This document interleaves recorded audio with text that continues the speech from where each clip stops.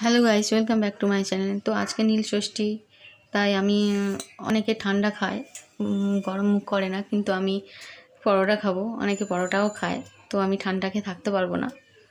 তো পরোটা করে নেবো একটু। আমি দেখো ময়দাটা মেখে নিয়েছি, তো পরোটাগুলো আমি তৈরি করে নেব। আর সাদা আলুর তরকারি করব, দেখো বসিয়ে দিয়েছি। শুকনো লঙ্কা দিয়ে সাদা আলুর তরকারি আর কালো জিরে দিয়ে করে বসিয়ে দিয়েছি। তো অনেকে যে যেরকম পারে সে সেরকম নিয়ম পালন করে, তো আমরা পরোটাই খাই। আর এই সিমাই করেছি, সাত্বিককে একটু দিয়েছি আর বাকিটা রয়েছে। তো আমার সাদা আলুর তরকারিটা হয়ে গেছে, নামিয়ে নিয়েছি। তো পরোটাগুলো এবার ভেজে নেব।